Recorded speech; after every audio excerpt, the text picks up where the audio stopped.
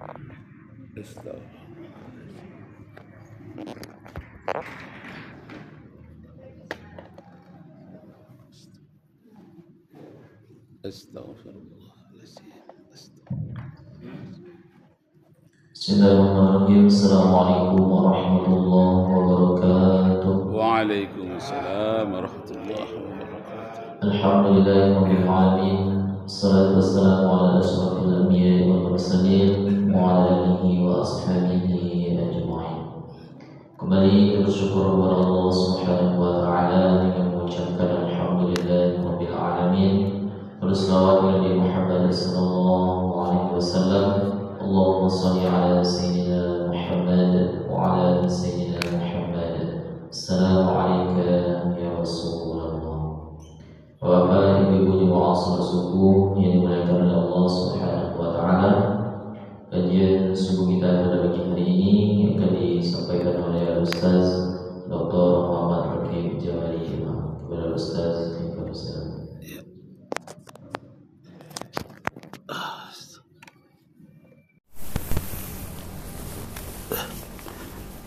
Astaghfirullahaladzim.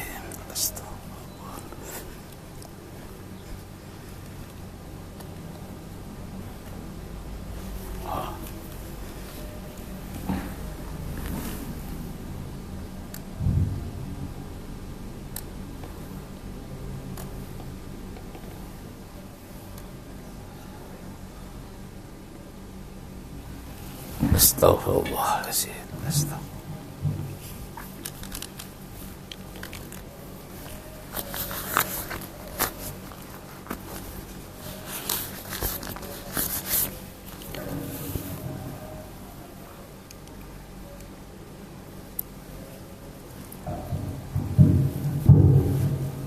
Assalamualaikum warahmatullahi wabarakatuh. Syukur alhamdulillah kita persembahkan kehadirat Allah Subhanahu wa taala. Salawat dan salam kepada junjungan alam Nabi kita Muhammad sallallahu alaihi wasallam. Nah, Bapak Ibu yang terhormat, kaji kita pada hari ini tentang kaji kita tentang ibu dan anak, akhlak antara ibu dan anak. Nah, dalam Al-Quran sudah jelas dinyatakan wa bil walidaini ihsana, hendaklah kamu berbuat baik kepada ayah dan ibunya. Tapi sebaliknya juga begitu, ibu harus berbuat baik terhadap anaknya. Ayah juga harus berbuat baik terhadap anaknya, timbal balik. Tapi yang paling banyak penekanannya adalah tentang anak terhadap ibu, terhadap orang tua. Nah. Jadi Bapak Ibu kaum muslimin yang berbahagia, ada seorang anak yang menghadapi seorang ibu yang banyak perintahnya, tapi nggak pernah cerewet, enggak, cuma agak banyak perintahnya. Jadi ibu ini selalu menyuruh anaknya ke sana kemari. Anaknya ini anak yang taat, sholatnya banyak. Ketika dia sedang sholat, dipanggil-panggil oleh ibunya. Anak jadi serba salah. Mau dibatalkan sholat, awak sholat wajib, enggak dibatalkan. Yang memanggil ibu. Bagaimana caranya ini? Tentang terhadap ibu. Jadi kalau sholat sunat seorang anak dipanggil oleh ibunya, anak boleh membatalkan sholatnya, gitu. Walaupun dia sedang ibadah. Kalau dia sholat sunat, boleh dia membatalkan sholatnya. Berdosa dia tidak, karena dia menghadapi panggilan ibunya. Tapi kalau dia sedang sholat wajib, itu tidak boleh dia membatalkan, kecuali ada hal-hal yang darurat sekali. Anaknya sedang sholat maghrib atau sholat isya, tahu-tahu ada kalajengking masuk ke rumah, menuju kepada dia, bahkan menuju kepada dia yang sedang sholat. Itu anak wajib pula membatalkan sholatnya. Kenapa? Ada hal-hal yang darurat. Kaidah fikih mengatakan ad-daruratu tubihul mahzurat. Dalam keadaan tertentu, maka keadaan yang darurat itu menyebabkan hal yang semula terlarang menjadi dibolehkan. Tubihul mahzurat.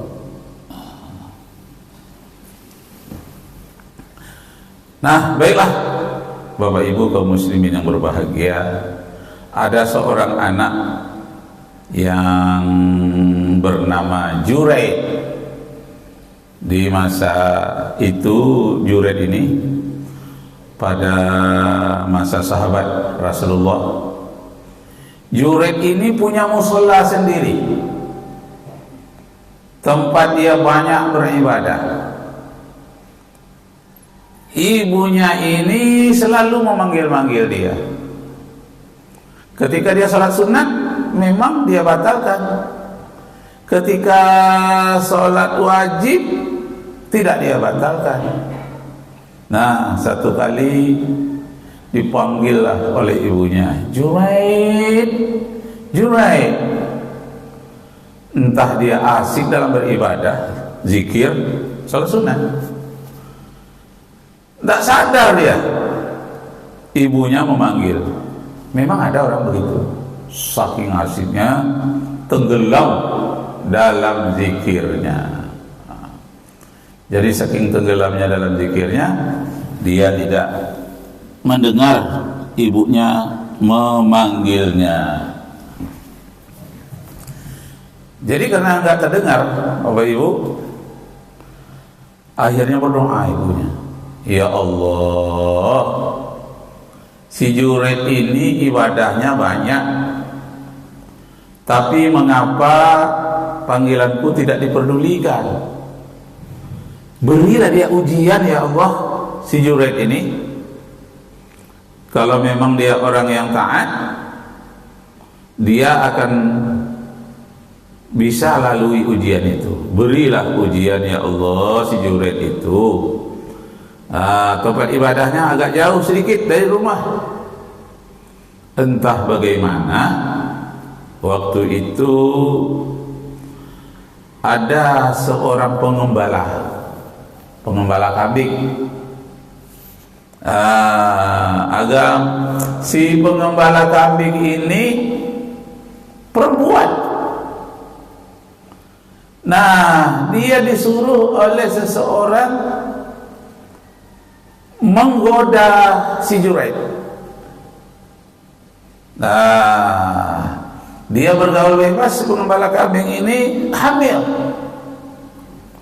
Lalu dia goda si Juraid, Juraid, aku ini pengembala yang tak jauh dari sini, tak peduli Juraid. Juraid ini banyak ibadahnya. Lalu dibuatnya fitnah, karena tidak mempan dia menggoda si Juraid. Akhirnya dia buat fitnah. Apa fitnahnya itu? Fitnahnya itu ialah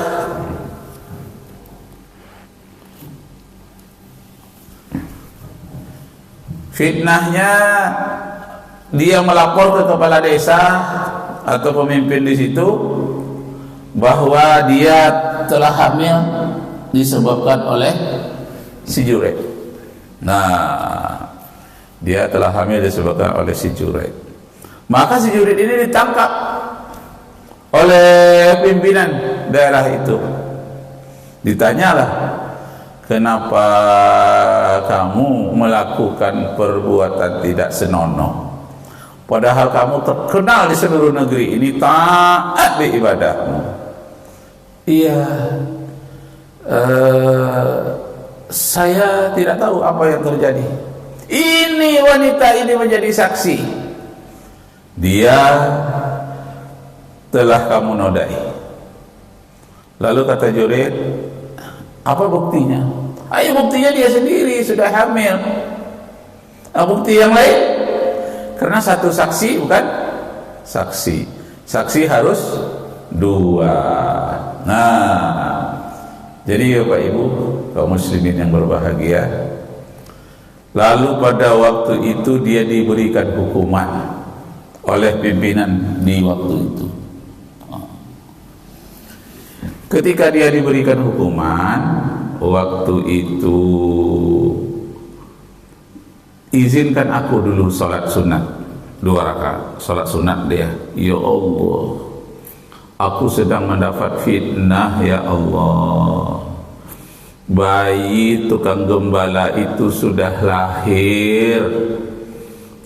Aku dituduh berbuat hal yang keji padahal aku tak melakukannya.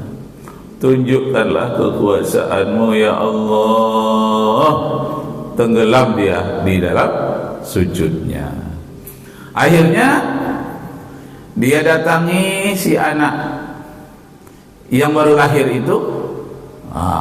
Dia datang, diminta disaksikan oleh pimpinan daerah itu. Maka dia berdoa kepada Allah, dia pegang pundak anak itu. Hei ya ghulam, dalam bahasa Arab, ya ghulam, man abuka. Hei ghulam, anak-anak, bayi, man abuka, bapakmu siapa sebetulnya? Di hadapan orang-orang yang hebat, pimpinan itu dikatakan Abu Ra'inul Ghanam. Aku ini adalah anak pengembala kambing. Laisa ana, bukan aku kah? La, aku ini adalah anak pengembala kambing. Nah, disaksikan. Lalu waktu itu minta maaflah pimpinan, maaflah, hampir saja suraumu itu dirobohkan masyarakat. Sudah ada yang rusak sedikit, kayak rumah si Maharani yang di demo orang rusak sedikit ya. Barang-barangnya jadi curi. Tapi kalau yang si Jurid ini enggak, karena tidak ada barang-barang di dalam, enggak dicuri. Waktu itulah kata pimpinannya, perbaiki itu suraunya. Aku minta maaf, bahkan diganti dengan tempat ibadah yang lebih baik. Ternyata betul-betul dia orang soleh, orang yang tidak bersalah. Lalu dia dibebaskan, pulang dia ke rumah. Dia sujud kepada ibunya, ya ibu, doakanlah aku selamat dalam fitnah dunia dan akhirat. Ibunya mengatakan, aku mungkin juga bersalah kepadamu nak, kata ibunya. Kenapa? Ketika engkau sibuk beribadah, tenggelam di dalam zikirmu, aku panggil-panggil, kamu tak mendengarnya. Lalu aku berdoa, ya Allah, berikanlah ujian kepada si Jurid ini. Apakah dia betul-betul beribadah atau dia mempermainkan aku sebagai ibunya? Ternyata engkau betul-betul beribadah. Bukanlah engkau tak peduli dengan ibu, tapi engkau tenggelam dalam sujudmu. ya ibu juga minta maaf kepadamu. Nah, jadi tidak salah ibu-ibu minta maaf sama anak. Tidak salah ibu-ibu minta maaf sama suami. Ya bu, ibu Lai pernah minta maaf sama bapak. Lai, bila tuh? Waktu hari raya. Waktu hari raya. Enggak, waktu hari raya pun lain-lain waktu. Kalau memang salah minta maaf. Jadi ibu tidak salah minta maaf sama anak juga. Nah, mungkin ibu lalai dalam mendidikmu. Maafkan ibu. Ibu bukanlah orang yang sempurna, tapi ibu berusaha untuk menjadi yang terbaik sebisa-bisanya ibu lakukan. Tak ada ibu yang sempurna. Nah, begitu juga ibu sebagai istri minta maaf kepada suami. Wahai suamiku, aku adalah istri yang tidak sempurna, tapi aku berusaha semampuku, sebisa-bisanya aku, atas izin Allah Subhanahu wa ta'ala. Begitu, itu namanya tawadhu, rendah hati. Man tawadhu'a rafa Allah. Siapa yang tawadhu, rendah hati, akan ditinggikan oleh Allah. Sebaliknya, orang yang tidak pernah minta maaf terhadap anak, terhadap suami, tidak pernah minta maaf, itu namanya tinggi hati. Man rafa'a tawadha Allah. Siapa yang tinggi-tinggi hati akan direndahkan oleh Allah. Nah, jadi orang yang rendah hati ditinggikan, orang yang tinggi hati direndahkan. Siapa yang merendahkan? Allah Subhanahu wa ta'ala. Nah, karena itu kita jaga hubungan baik kedua-duanya. Duribat alaihimuz zillatu aynama thukifu illa bihablin minallah wa hablin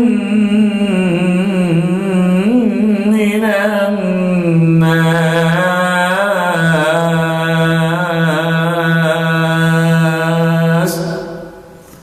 Kamu pasti akan ditimpa malapetaka, kecuali baik hubunganmu dengan Allah dan baik hubunganmu dengan sesama manusia, terutama manusia dengan lingkungan kita sehari-hari, anak, suami, lingkungan tetangga. Berbuat baik kita akan terhindar dari malapetaka. Nah, itulah kisah singkat tentang hubungan antara ibu dan anak. Akhlak seorang anak yang bernama Juraij, dia minta maaf kepada ibunya, sebaliknya ibunya juga minta maaf kepada anaknya. Nah, si anak ini tadi karena betul-betul beriman, betul-betul taat berzikir, akhirnya dia lolos menghadapi ujian berat, fitnah yang luar biasa. Di dalam surat Al-Ankabut dinyatakan, ahasiban nasu ayyusraku ayyakulu amanna wa hum la yuftanun.